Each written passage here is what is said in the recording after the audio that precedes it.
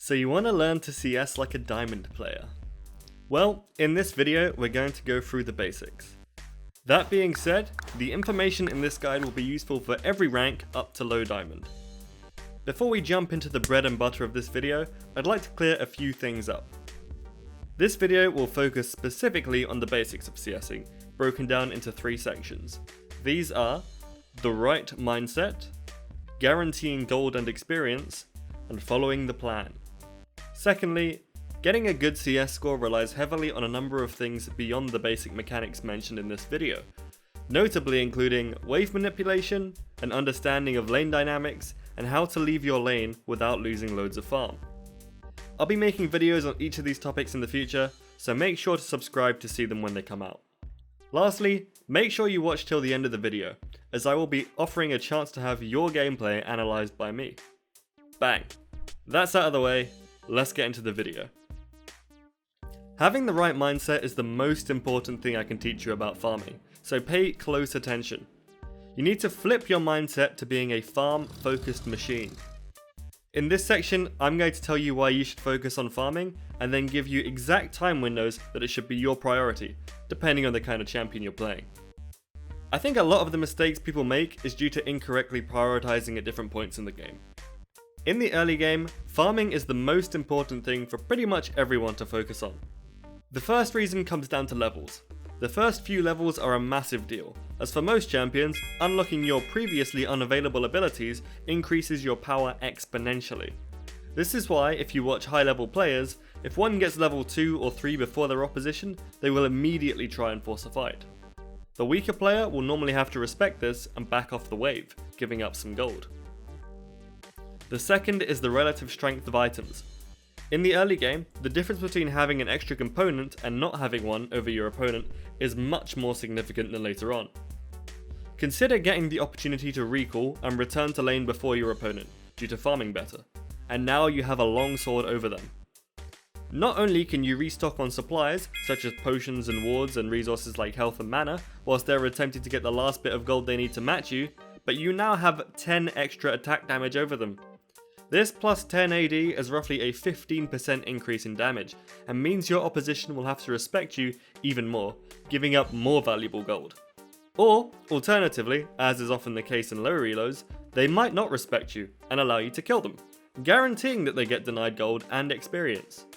The difference of a single component item later on is way less than 15%, and it's way less meaningful in terms of relative strength.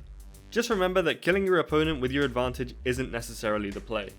The play is more often than not, deny them farm and keep getting farm for yourself. So, farming is important, especially in the early game. But what constitutes the early game? And what if you're playing a late game champion? In this part of this section, I'll give you specific times and levels so you can apply it to your games more easily. If you're playing a supportive or early game focused champion, you only need to focus on CSing for the first 10 to 15 minutes. This is because your strongest point in the game tends to be between the levels 6 to 11. Generally, this is due to these champions being reliant on their ultimates to bring value to the team comp. These champions also normally don't scale too well into the late game, but have decently high base stats and damage numbers. The only times beyond this that you need to make farm a priority are to keep up in XP and levels in the mid to late game. You don't need to be the same level as your opposition, but you don't want to fall far enough behind that your base stats are no longer relevant. The better you do farming in the early game, the less you'll have to worry about it in the late game. If you're playing a carry-oriented champ, you'll want to focus on CSing for the first 20 to 25 minutes of any game. This is because these carries are heavily reliant on items to utilise their strong scalings. Once they have a few items, normally 3 or more, they become very powerful. Before this, their base stats aren't normally great, and they tend not to have good defensive tools. Once you're strong enough though, offense is the best defense. As a carry, you want to focus on staying ahead of the curve in terms of gold and experience, otherwise you will quite quickly stop being relevant in fights. Eventually, you'll be useful, but you want this to be as early as possible. The sooner you hit that late game power, you render most of the early game and supportive champions useless in terms of damage. Beyond these points, there are a couple more notable times that farming should be a priority. These are when you want to hit certain item or level breakpoints or spikes. Examples of this are Jax getting his Sheen or Triforce, and Kassadin hitting level 16. This isn't limited to late game champions though. It's also a big deal for a lot of tanks and other ultimate reliant champions, as they will normally get considerably more damage and reduce cooldowns on their ultimates. An item like a Frozen Heart could also completely change a teamfight, dependent on the game. There will often be a point where you can decide to take a fight, or focus on farming for a couple of minutes to get that item or level before you take the fight. And if you hit that breakpoint first, it can make sure the game ends in a victory and not a defeat. Section 2. Guaranteeing gold and experience. Most of the time, getting last hit relies on timing and accuracy with a mouse. There are times when you can guarantee the CS though, and these are almost exclusively when farming under your tower. So let's talk about that. I'm going to break this section into talking about two different situations you will find yourself in, for each different type of minion.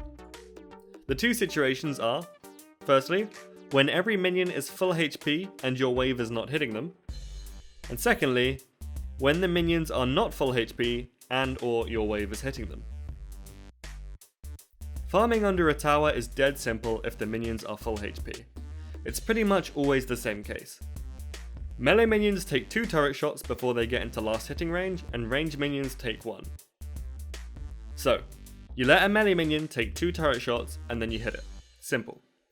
Each turret shot will do about 45% of the melee minion's health, so rough estimate, and most champions will be able to kill these with a single auto after they have been hit twice and reduced to their last 10%.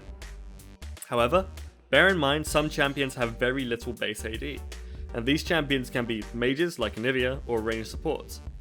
In this case, you might need to hit the minion twice before you can kill it, as a single auto might not do 10% health worth of damage to the minion. I think the best way to do this is to hit the minion once after it has been focused on by the tower, and then to hold your auto till it has been hit a second time. Ranged minions are a little different.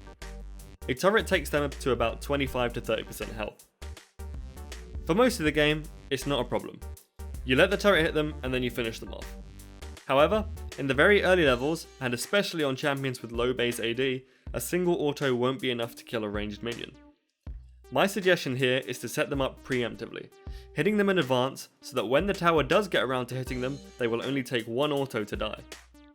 Otherwise, you'll start attacking after the tower has picked the minion and will have to pray your animation and attack speed are fast enough to get the kill. More often than not, this will lead to you losing a minion or two. An alternative to this is to use an ability to lower the health of the minions or finish them off. Level 1 AoE abilities can be used to take the minions to just above 0 health after taking a turret shot, which means you can use this to set yourself up for the auto. Just be wary that if it does too much damage, it will mean that it will be impossible to kill the minion, as the tower will do the remainder of its health.